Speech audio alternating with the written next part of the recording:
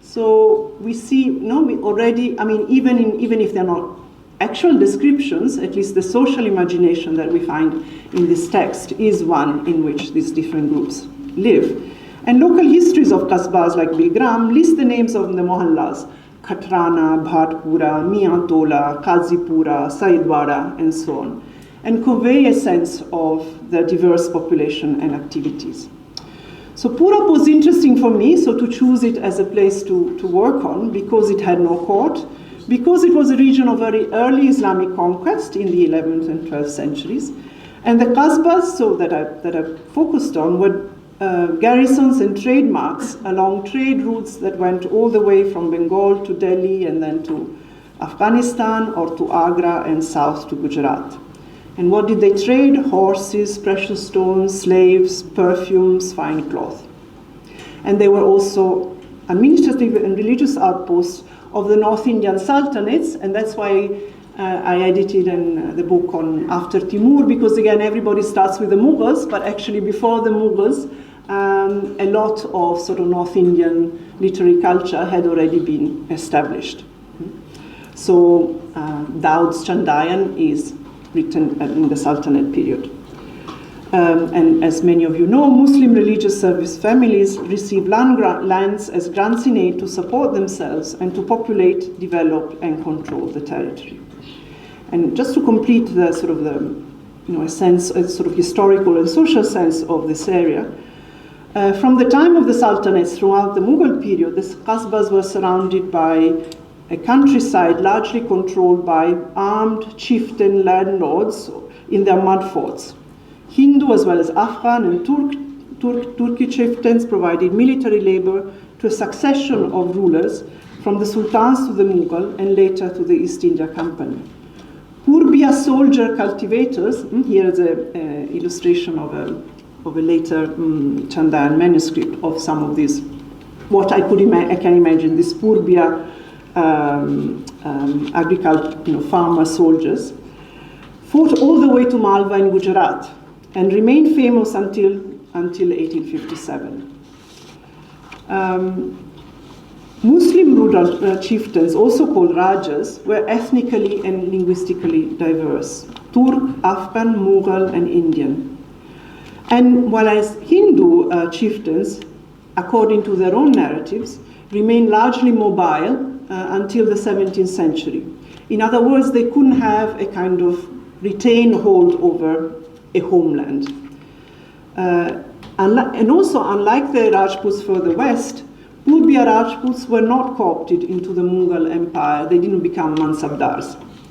Though occasionally they served in the Mughal armies, they did not rise in the imperial ranks or become connected to the imperial house. Only in the general increase of wealth in the Mughal Empire were they able to garner enough resources and strength to settle and set up local courts in places like Amethi, Pratapgarh, Asothar, or Dhondia Khera. These are the kind of Hindu Rajware, I suppose, of this area. So despite being at the center, geographically at the center of the empire, power in the region, I would say, remained always contested and never fully centralized. Nor were there powerful local dynasties or military clans incorporated, as I said, in the higher level into the Mughal state, as in Rajasthan. And it was perhaps for this reason that Persian, the sort of main language of the Sultanate and Mughal empires, did not become completely hegemonic.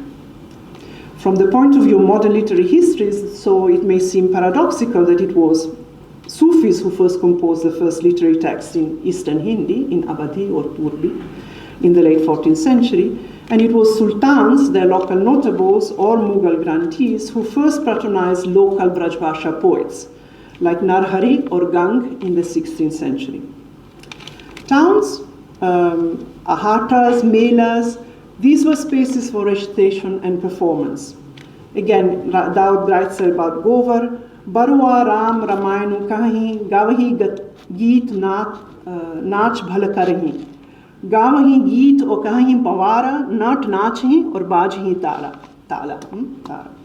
And Jaisi writes about the city of Jais, Mal Bhand Natanatak Nachahi, पंडित बैठ ही शास्त्र बाँचे और अच्छा दाम देते हैं, has been important to understand the circulation of songs and stories across languages and communities of taste, Sufis, Bhaktas, Rajas, Praja, traders, sons, even without translation, so that they didn't need the translation in order to have access. In fact, and so one of the main questions in the book is why some poets, like Maluk Das, for example, of Kara, Paltu Das of Ayodhya, Afzal of Bikat Kahani fame, consciously mixed languages, while other bilingual poets, like Ghulam Nabi Raslin, whom we'll see, did not. So, Faruqi Saab, yes, and I love this picture from Masnavi Gulzai Ram of Mir Hassan that really gives you a sense of, the space in which, you didn't need to read things to have access to songs and tales. You just needed to go through spaces. So Faruqi Saab's family was from Koiriapar village in Azamgarh district. The family was, in Mahmud's words, Sharif rather than Rais. Faruqi Saab's grandfather, Maulvi Muhammad Asghar, was the first in the family to receive a modern education and became a teacher at the normal school in Gorakhpur. About Gorakhpur, the late 18th century encyclopedia Hadiqa al-Aqalim by Murtaza Hussain Bilgrami says, I don't know if you can see Gorakhpur over there, it says it's a middling city, Shahre Mutawassat, on the river Ghagra to the north, pleasant. Rice, yellow oil, chicken, and I think charge, as found winnowed corn, are cheap here, and you can get ghulam or kanizak cheaply and easily. About his hometown of Bilgram, Murtaza Hussain wrote that it's a qasbah with khush wa abu hawa, and it has a well, a chah.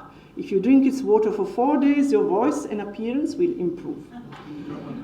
By this time, Bilgram had already become a famous qasbah, singled out with Awadh, meaning Ayodhya, and Banaras by chroniclers as one of the famous places in the region. Now, how did it become famous? So its fame was arguably a product of the success of its sons, of the Bilgramis, in rising beyond local service. Maybe what actually Faruqi Saab's ancestors were doing was more local service, into imperial networks. The fame of Bilgram was arguably the product of the success of his sons, as I said. As part of their rise, they inscribed their beloved Vatan into cosmopolitan and pious geographies in their tazkiras, and celebrated its pool of talents, as you would say. So you don't have to read all these names, but this is just to give you a visual sense of one of these poets' tazkira, Mir Ghulam Ali Azad Bilgrami, who a lot of people have become interested in, really interesting, although he moved to the Deccan, but still, he wrote several tazkiras, one on Sarve Azad, which includes, as you can see, a lot of Bilgrami. So he wrote in the 18th century, and he gave disproportionate. So you can see he starts with actually famous poets like Faizi, like Shamlu, like Khabushani, Noi Khabushani. Then he has more famous contemporaries like Nasir Ali Sirhindi and Bedil. And then, as you can see, from around 114 out of 143, he starts putting a lot of Bilgramis in. Almost all the entries are about Bilgramis. So that's one way of making your town famous. You write an encyclopedic work, you start with the famous ones, and you put all your friends and relatives. I don't think he was the only one to use this strategy. And in fact, and he celebrates his own grandfather, Abdul Jalil Bilgrami, as the one who had catapulted his children and other Bilgramis into imperial service, in fact, in Emperor Aurangzeb's time. And if you want, there's a wonderful article by Abhishek Kaikar on the very varying fortunes of Abdul Jalil Bilgrami and how dangerous it is to write a Masnavi for the king at the wrong time. So education was key to becoming a local cosmopolitan. For the scribal elite, it was social reproduction, and for the rest it was a step to social mobility. So it's no surprise that teachers, like Mir Tufail Muhammad Bilgrami, are among the Bilgramis that Azad praises in effusive terms, as you can see here, even when, as he says, only once in a while he practiced arranging verses in order to sharpen his nature. So probably he wasn't a regular poet or a particularly good poet. Now, education invariably involved learning one or more languages, either Persian and Arabic, or Sanskrit, or Bhajbasha, or a combination of them.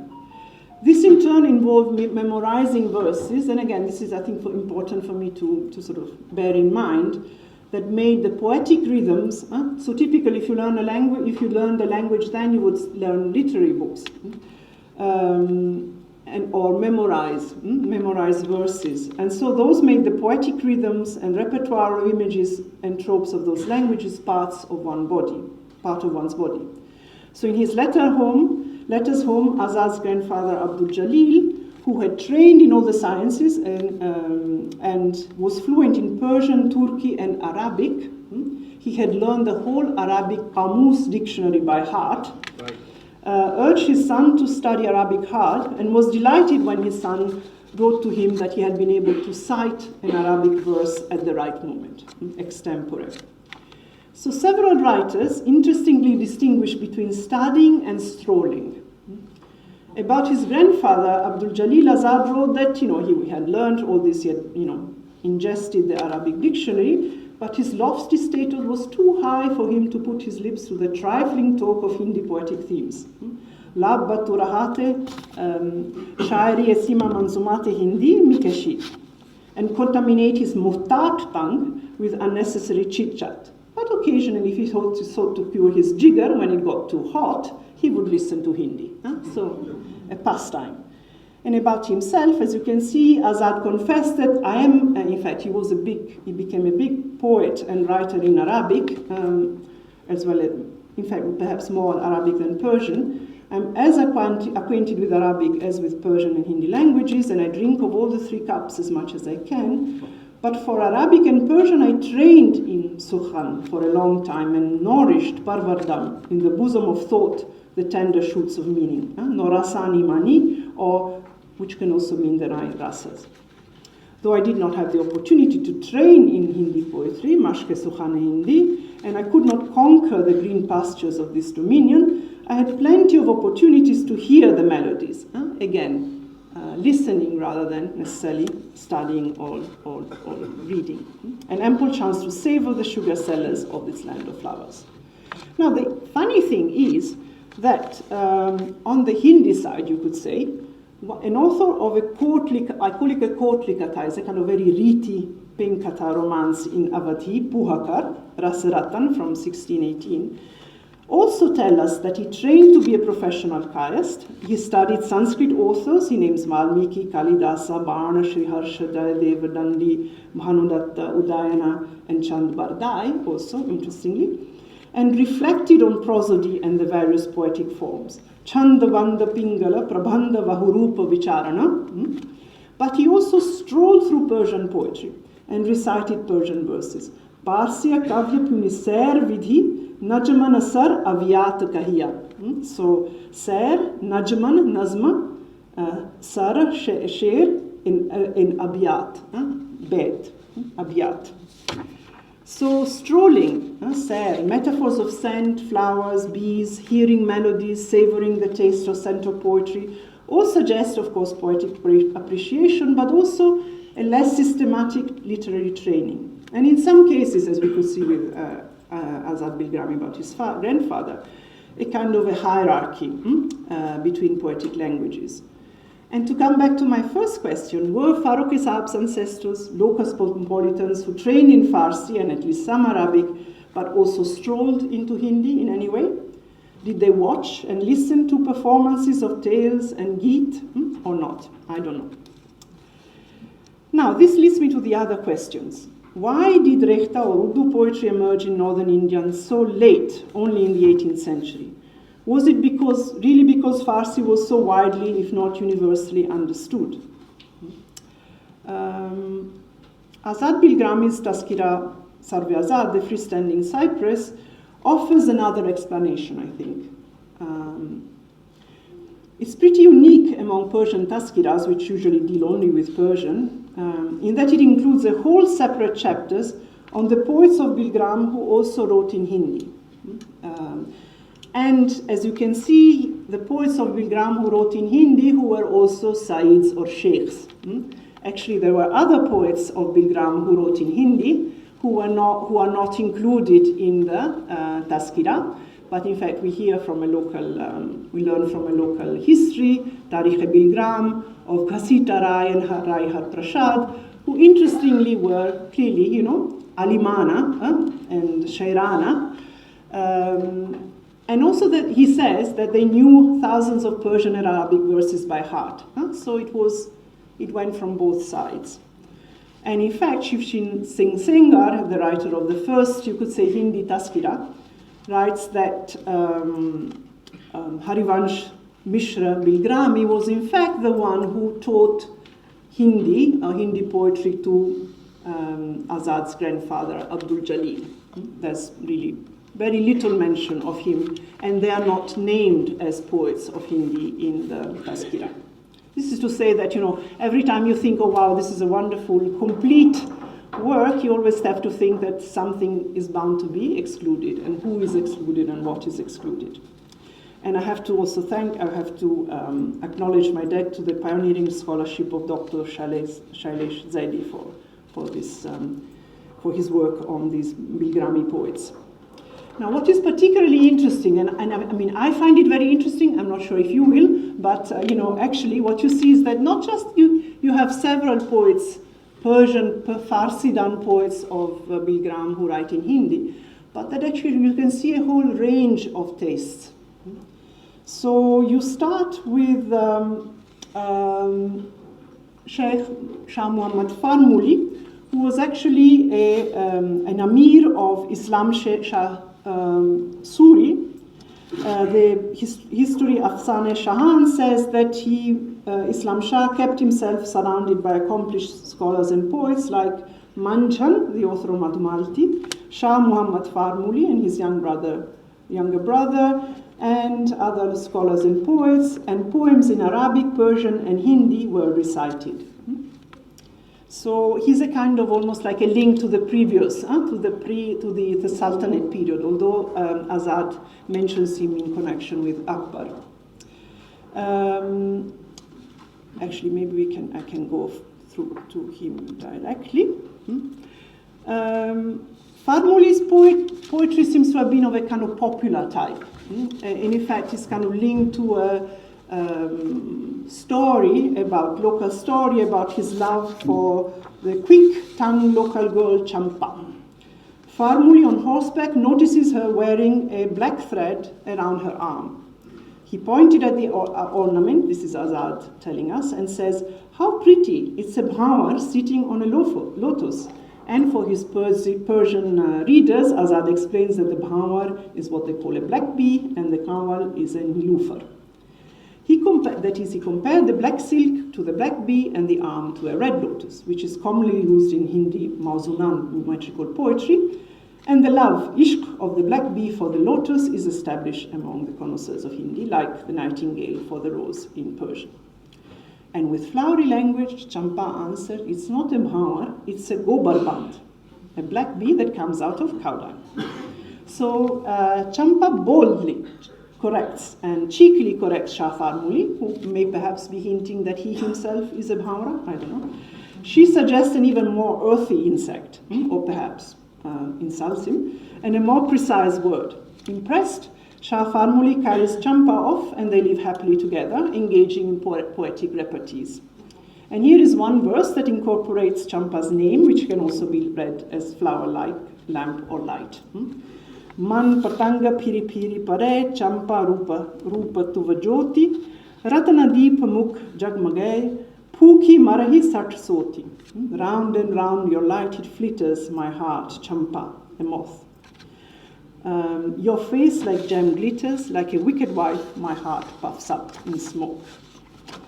Next comes Said Nizamuddin Madonayak, who shows the connection that, I mean, people like Nalini Delvoye or scholars like Nalini Delvoye or Catherine Schofield have shown between Persian connoisseurs and Brajbasha for the sake of music. Again, Azad tells us that after he became proficient in Persian verse and prose at a young age and even taught, clearly was a teacher, Madonayak turned to Hindi knowledge, Ilme Hindi, and in the city of Benares, which is the foundation of Rasa, he studied the books of Sanskrit and Bhaka, so general term for Hindi or Brajbasha, and acquired great skill. He acquired knowledge of Naad and Tal, so sound and rhythm in Indian music, and played Sangeet uniquely well. So he became a scholar, he in fact took Madonayak as a takhallus, he wrote 2 books, and the experts, sort of took him as an expert, and his compositions are famous, and singers touch their ears when they mention their name. And actually Madonayak is also mentioned by Murtaza Hussain Bilgrami, who, if you remember, wrote that one thing Bilgram was famous for was a well whose water makes one's voice melodious. So he mentions Madonayak in connection to that. Other entries, it's not here in this list, Mir Abdul Bahil Bilgrami and Said Barakatullah, who's sort of famous as a Sufi in Mareira, show instead the continuous currency, again interestingly, of Hindavi songs and poetry in Sufi practice. As Mahmoud said, one of the Bilgramis wrote this Risala Haqaiq Hindi, which glossed all the words in Hindi songs, including words connected with Krishna, Yashoda, and so on, for Persian Sufi adepts, showing thus that they listened to those songs often and carefully, but drew out their own meaning. And his great-grandson Barakatullah, whose Farsi and Hindi takhallus mirror each other, Premi and Ishqi, wrote a whole work called Prem Pragasa, The Light of Love, which starts out as a Masnavi or a Prem Katha, but is not narrative, and instead it's sort of a collection of sayings and instructions and so on. And finally, Ghulam Ali Muhib Raslin, who represents the pinnacle of sophistication in Brajbasha courtly poetic culture. He was a military man who died fighting the Rohillas in the service of the second Nawab of Awadh, Safdar Jung. And Raslin is the most famous Qasba bilingual Persian and Brajbasha poet. He's the author of a well-regarded manual of poetics, the Ras Prabodh. And as you can see, Azad on the left wrote that it was predicted by birth that he would become a poet. He was well-versed in Arabic, Persian, and Hindi arts. He studied with Mir Tufail Muhammad Bilgrami, especially in his Hindi verse. He reached unparalleled heights. And we can see sort of confirmation in this in one of the first, you could say, canonization of Hindi poetry, but his contemporary and close by, neighbor Bhikhari Das, who was perhaps the most famous scholar of Brajbasha poetics of the time, who interestingly includes both Raslin and Mubarak from Bilgram in the earliest example, as I say, of canonization of Brajbasha poets in his Kavya Nirnaya. So you can see there in the third line, Alam Rahim Raslin Mubarak Anekana Sumati Bhaye Kahan lo Bakhaniye. So they have good mind, Sumati, these are the best poets of Brajbasha, and then he says, Brijbasha het, Brijbas hina anumano. So you don't have to be resident of Braj to be a Brajbasha poet. Aise kabin ki bani hu so janiye. Know them from there. Their language and poetic works have been, varied, and such wonderful poets have existed.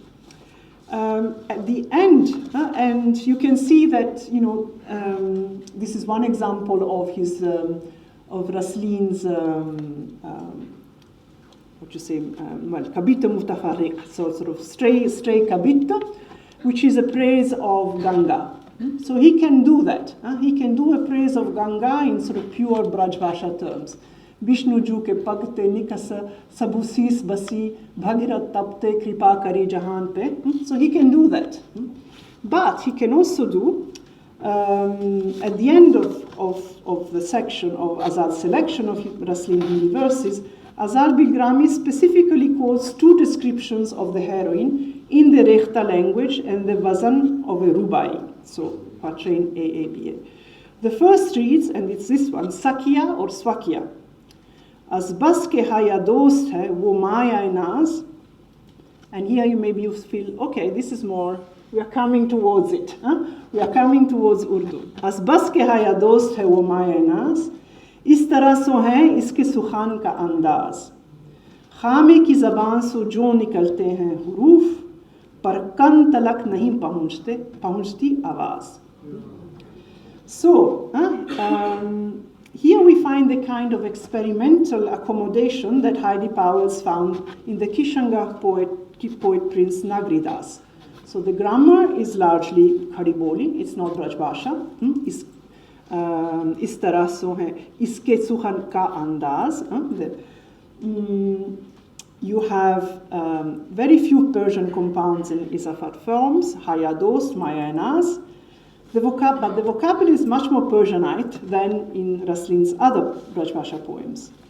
And yet this Persianate vocabulary here is matched to the emotional and poetic language of the Naika Bhed, the catalogue of heroines in Brajbhasha. Here the overtly timid wife who speaks but her voice doesn't reach the ears, rather than the Ashik and Mashuk. So two Rekhta poems are not a lot. Raslin, who also wrote poetry in Persian, seems to have remained a solidly bilingual Persian and Brajbhasha poet, and have consciously kept the two idioms separate. He did Brajbhasha or Persian. And indeed this was one of the options of the choices that bilingual poets had. He also probably died too young in 1750 to be part of the expansion of Rekhta poetry into Awadh in Purab with the consolidation of the Nawabi and the migration of poets from Delhi. So what happened? So then if we come to Urdu from this perspective, what happened to this parallel cultivation of Persian and Hindavi, or Hindavi meaning Hindavi, Brajbhasha or Awadhi, when the taste for Rekhta or Urdu poetry swept over North India in the 18th century. Now, single language approaches tend to view change as substitution. So first there was Persian, then there was Urdu. A multilingual approach instead notes the new fashions, often rearrange rather than supersede old tastes. So as I said, while a single language approach reads the lives of Urdu poetry as a switch from Farsi to Urdu, so in very broad terms, what we see, I think, is a bifurcation, if you wait for a minute there. So a bifurcation between urban Lucknow and Qasbai and rural Awadh. In rural Awadh and the Qasbas, the old Persian Brajbhasha or Brajbhasha only poetic culture persisted even when in Lucknow literary culture became identified with Persian and particularly Urdu. So in what happens in Lucknow, that a few patrons and poets, so typically ministers of the Nawabs, Atmaram, Tikait Rai seems to have been a big patron of Brajbhasha poets, and a few Brajbhasha books still continue to be written. But Brajbhasha remained on a much more limited scale. The taste for Brajbhasha really shrank to the domain of music and songs. So Lucknow poetic culture, in fact, made space for demotic worlds and words within the dialogues of Masnavis, the emotional laments of Marsiyas, and the incipient urban theatre, if you think of Inder Sabha or Wajid Ali Shah's own Rahas. So this interest in music and song, of course, still required some familiarity with Brajbhasha aesthetics and poetic repertoire. If anybody has read or watched or listened to the Inder Sabha, most of the song, you've got ghazals, but you've got a lot of Hori and Kajri and other, sort of Brajbhasha songs in Brajbhasha, and a few that actually mix Urdu and Brajbhasha. So you still needed some familiarity, but less intensive study. Otherwise, in Lucknow, Persian-Urdu bilingualism really seems to have replaced the older Persian Awadhi or Brajbhasha bilingualism. And in fact, the Hindi Brajbhasha poetic past was quickly forgotten. And if you look at Urdu poetic taskiras, they do not mention Urdu poets also writing in Braj Bhasha. So I don't know if they did and they don't mention, but they didn't consider it important enough to mention. By contrast, in the courts of Pratapgarh and so on, the towns of Awadh, as well as the nearby Benares, and actually it's quite interesting to think of Lucknow and Benares in parallel rather than as representing two different literary cultures. But anyway, by contrast, in nearby Benares, Braj Bhasha poetry remained invoked well into the 20th century at Maharaja's court and in urban merchant-led circles, just think of Bhartendu Harishchandra. But despite these differences, and there was a little bit of Persian, in fact, even at the Maharaja's court, some of the employees of the East India Company, some old Banaras Sharif families, and we know that even Bhartendu, tried to do some Urdu poetry. So it's not that it's only Braj Bhasha, there's some Persian and Urdu in Banaras as well.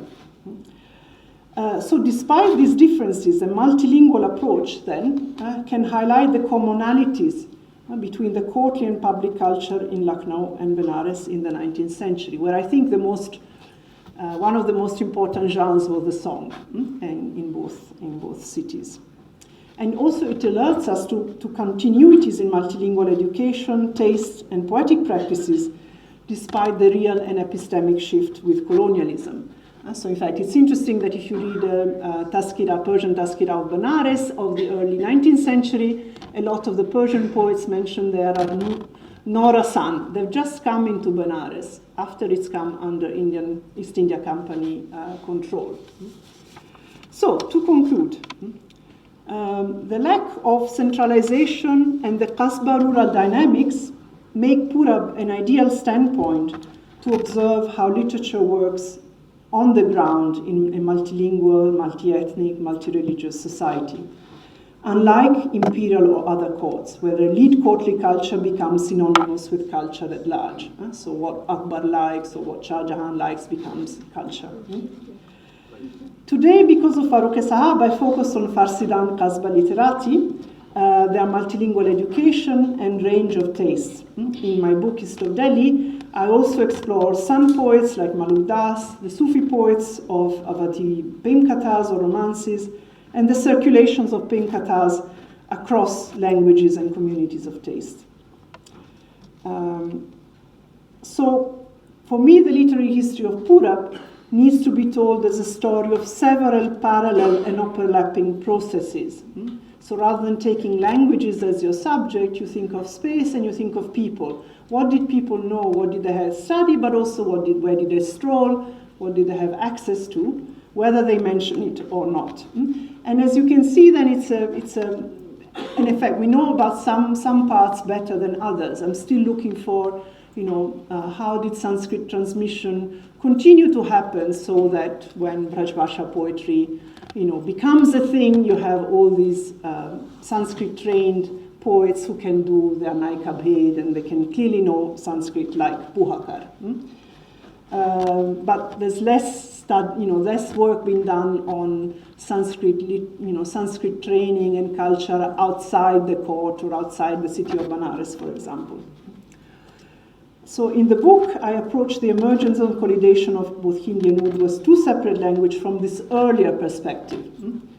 And if I want, I can answer questions about it. So to come back to my two questions. Faruqi Saab was completely invested in Urdu and Persian and was very well versed in Hindi literature and literary theory as well, of course. I don't know what other tastes his ancestors had, but I would really be curious to know if they also listened to Hindi or Hindavi songs, Purbi Awadhi romances, or cultivated Braj Bhasha poets like the Bilgramis I've talked about today. And if Faruqi Saab, like the child at the beginning of Intezar Hussein's novel Basti, also listened to the creation story of Brahma and Sheshnag from a Bhagavad, along with his grandfather Abbajan's story of Mount Qaf and his grandmother's story of the tears of Mother Hawa. Was he like that, or were they like that in the family? I don't know. As for the second question, before Rekhta or Urdu poetry took Delhi and Awadh by storm, really you don't see it in Awadh before 1750, which is really interesting because then Lucknow becomes the Garh of Urdu, but really there's no Urdu in Lucknow before 1750, which is an interesting, but for me, absolutely understandable. It's fashion, that becomes fashion, and that's what you do. And it's a very, of course, powerful and endlessly fascinating poetry with which you can do so much. So, as to the second question, my answer would be that not just Sufi, but generally Farsidan, who also wanted to compose in Bhaka, did so in one of the varieties and poetic genres of Hindavi. As I said, other Awadhi kathas in Chopai Dohe, mixed Sadukari type, mixed language Dohe, Brajbasha, more Riti kind Dohe and Kabit. And when the Rekhta poetry came along, they switched. Thank you.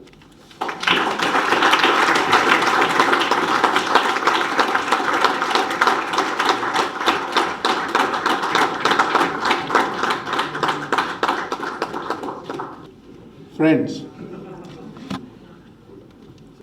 I think I'm the most inappropriate person to preside over this lecture. I lack the academic rigor. I also lack the academic knowledge and the capacity to analyze. But what I understood is that how poetry and the social fabric were very closely and organically related to whatever happened. But I'll leave it at that, except that I recall my own early years. I was born of a father who had migrated from Uttar Pradesh to Madhya Pradesh. But I was born in Madhya Pradesh. And we had Bundelkhandi as the local language. But since my father had come from UP, which was called Desh, we were not allowed to speak or learn Bundelkhandi. Hum to Desh ke log hain. So I did not learn Bundelkhandi, but I also did not learn Awadhi. And later, my first posting in civil service was in Chhattisgarh. So I'll give you 3 sentences which I remember from these 3 languages. In Bundelkhandi, when I was studying in Delhi, I was going home in a railway which moved almost with the speed of a Belgadi. It was so slow from Bina to Sagar. And a group of farmers sat on the floor, although there were benches in the compartment. And when we reached a station, it was raining and the sun was also rising. So वो जो बूंदें थी वो चमक रही थी, जैसे उनमें एक सुनहरी चमक थी. तो एक किसान ने दूसरे से कहा, बुंदेलखंडी में कहा, देखो कैसो चमकदार बरस रहो, चमकदार बरस रहो. I went to Sagar and we had a Bundelkhandi expert there, and I said, have you ever heard this word, chamaktar? He said, no such word exists. So I saw a farmer coin a word. So I wrote a poem using that word. And the Banaras, which was mentioned, it was composed in Banaras, the press, and he thought, chamaktar? This fellow doesn't know enough Hindi, so he made it chamakdar. So the whole damn thing was lost. The second was, when I was very young, my Upanayan sanskar took place in my village in Baiswada, part of Awadh. And there my grandmother was perhaps a very stingy person. She had invited the whole village, but there were not enough masalas, the spices. So the lady who was in charge of spices came and he said, "Ee pav bhar jeere mein ka baram bhoj hoi." So this was this Second, I remember. And the third is when I was, we had to be, hold court and listen to all kinds of things before getting judicial powers or whatever. So there was an old lady, and there was a advocate in Mahasamun arguing in wrong English, of course, and the lady was about to lose. But somehow I looked at the old woman and I said, कि आपको भी कुछ कहना है? तो खड़ी हुई, वह लबारी मारिस महाराज, Labari Maris Maharaj. Labar is the jhoot bolta hai. I want to read 3 short translations that Faruqi Sahab had done. Faruqi Sahab was an incredible phenomenon. He wrote, which I consider perhaps the best novel in the last 25 years.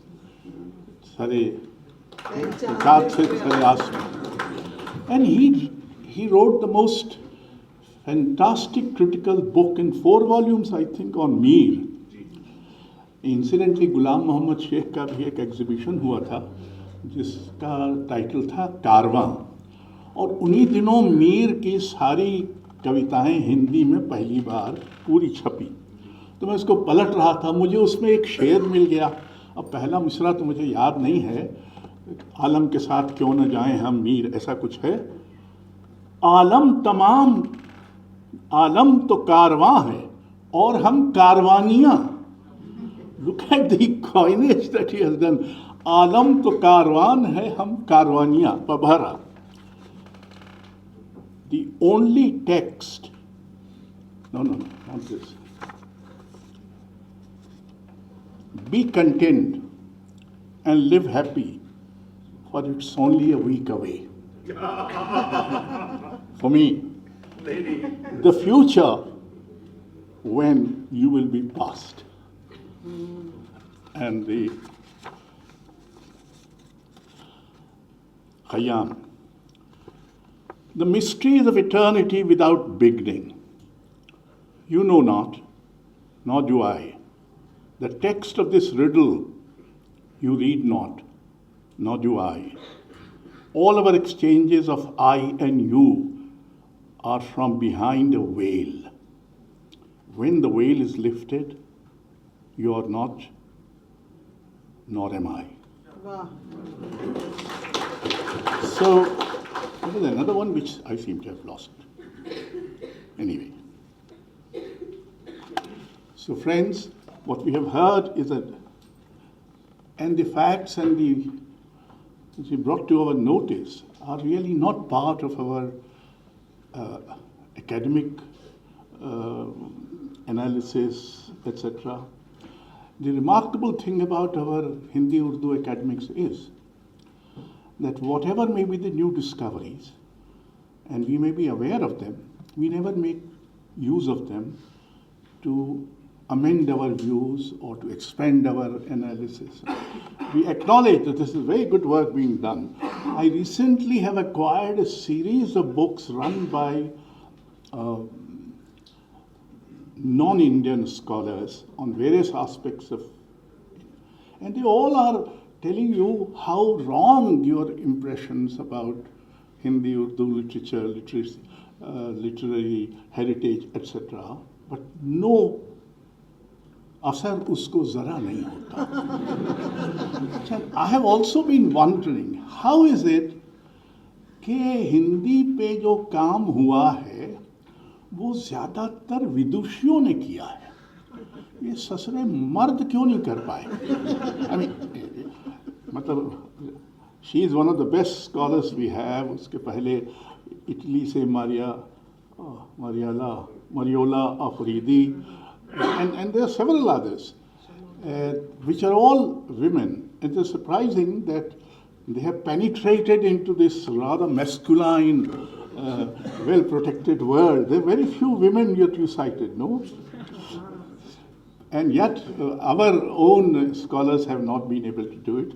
So thank you very much. This would be one of the best tributes to Shamsur Rahman Faruqi, who combined in himself a great amount of creativity, but also very deep scholarship. A rare combination in India, in any case, or perhaps elsewhere. Thank you very much. بہت شکریہ اشوک جی. یہ کتاب سے اشوک جی نے 2-3 آپ کو نظمیں سنائی ترجمہ.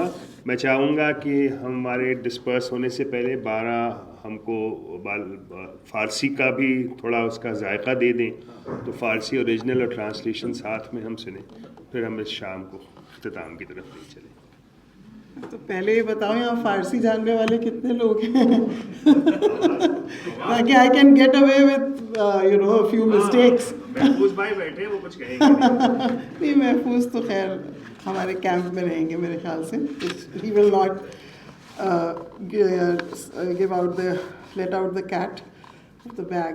اچھا, ایک دو جو ہم نے مارک کیے ہیں ابھی پڑھ کے سنا دیتے ہیں. فارسی بھی پڑھنے کی کوشش کریں گے. آزاد بالگرامی کا ایک مجھے بہت پسند ہے. زدہ ام بر سر جہاں پاپوش, زدہ ام بر سر جہاں پاپوش, بے سبب این برہنہ پائی نیست. My sandals I have thrown at the world's face. My sandals I have thrown at the world's face. Not without reason do I walk barefooted. Not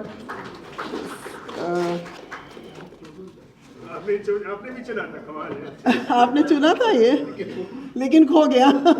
جی ہمیں لگ رہا تھا شاید یہ والا ہو. بہت ہی اچھا لگتا ہے یہ. کیا بات ہے.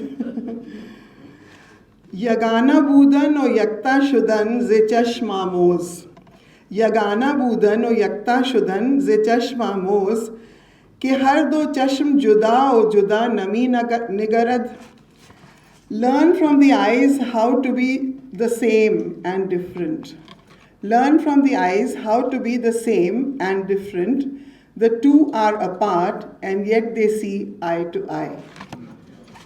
یہ ہے منوہر. منوہر ہے شاعر کا نام. پھر رومی کا ایک پڑھتے ہیں. حاصل عمرم سے سخن بیش نیست. حاصل عمرم سے سخن بیش نیست. سے معنی 3. خام بدم پختہ شدم سوختم. بدم, اچھا, خام بدم پختہ شدم سوختم. The sum of my life is not more than 3 words. The sum of my life is not more than 3 words. Green, seasoned, burned. I really love this one. Green, seasoned, burned. نیازارم خود ہرگز vera, یا vera ہے مطلب یہ محفوظ بتا پائیں گے. گہ می ترسم درو جائی تو باشد. I do not knowingly hurt anyone's heart. نظیری کا ہے. I do not knowingly hurt anyone's heart. For who knows, you may have a place there. I do not knowingly hurt anyone's heart. For who knows, you may have a place there. شعر پھر سے پڑھو. اچھا. نیازارم ز خود ہرگز vera. نیازارم ز خود ہرگز ویرا, گہ می ترسم درو جائی تو باشد. کیونکہ میں ڈرتا ہوں کہ کہیں اس کے دل میں تمہارے لیے جگہ نہ ہو, اس لیے میں کسی کا دل. لیکن ٹرانسلیشن تو بہت ہی تو ہم کبھی کبھی ہم نے ایک بار کہا اپنے ابا سے کہ آپ نے تو اوریجنل سے بھی زیادہ اچھا کر کے رہ رہی مت کہنا, یہ بہت خراب بات ہے. ایسا نہیں کہا جاتا ہے کہ ٹرانسلیشن سے بھی اچھا اور اوریجنل سے اچھا ٹرانسلیشن ہے, اس کو میں اچھا نہیں سمجھتا. ایک پڑھ رہے ہیں صاحب رام خاموش کا ہے. بپیری مکن تو باز عشق خوباں, بپیری مکن تو باز عشق خوباں, گے آتش بہارست برگ خزاں را. آتش بہارست برگ خزاں را. Do not give up loving the lovely ones even when you are old. Do not give up loving the lovely ones even when you're old, for fire is spring to the yellow leaf. For fire is spring to the yellow leaf. یہ صاحب رام خاموش کا ہے. خسرو کا ایک پڑھ رہی ہوں. ز ہجرم چے پرسی کے یارب مباد، ز ہجرم چے پرسی کے یارب مباد، ز صبرت چے گویم سے ہرگز نبود. ہرگز نبود. Don't ask about the days of separation. Don't ask about the days of separation. God, may they never be. And what can I tell you about patience? I had none. Khusro کا ہے یہ. از شرم بسوئے من نمی دید، از شرم بسوئے من نمی دید، شاید از درد من خبر داشت. Out of shame, she didn't cast a glance at me. Out of shame, she didn't cast a glance at me. Perhaps she had word of my aching heart. This is Raja Ratan Singh Zakhmi. So, that's it. Thank you. Lovely, thank you very much. This is Rachel from Penguin. She is instrumental in getting this book out in record time. So 3 cheers for you and for Penguin Books and Primanko and everyone who's there.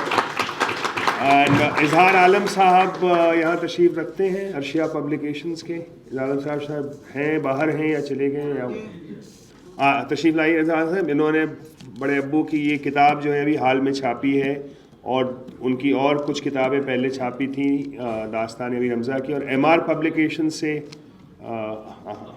Abdul Samad صاحب ہیں، انہوں نے بڑے ابو کی بہت ساری، فاروقی صاحب کی بہت سی چیزیں چھاپی ہیں. تو آپ لوگوں کا بھی بہت بہت شکریہ. یہ کتاب دراصل جو ہے نا، یہ جو 700 تفسیر بالو اپی نے ذکر کیا، ایکچولی ایک concise history of Urdu literature, کیونکہ اس میں آپ کو منیر نیازی سے لے کے، احمد مشتاق سے لے کے، ظفر اقبال سے لے کے آج کے جو شاعر ہیں، ناصر کاظمی، آج کے شاعر جو بھی ہوں گے، ناصر کاظمی وغیرہ، ان سب کے بارے میں آپ کو جو سب سے ہمارے باکمال اور سب سے ذہین جو ہمارا نقاد تھا اس کی رائے مل جاتی ہے. تو ایک طرح سے یہ آپ کو پورا احاطہ کرتی ہے، اور یہ بہت ہی دلچسپ کتاب ہے، بہت ہی اہم کتاب ہے، اور اس کو ہم آگے اور زبانوں میں انشاءاللہ کرنے کی کوشش کریں گے. آپ کا بہت شکریہ عبدالصمد صاحب، بہت شکریہ حنیف صاحب.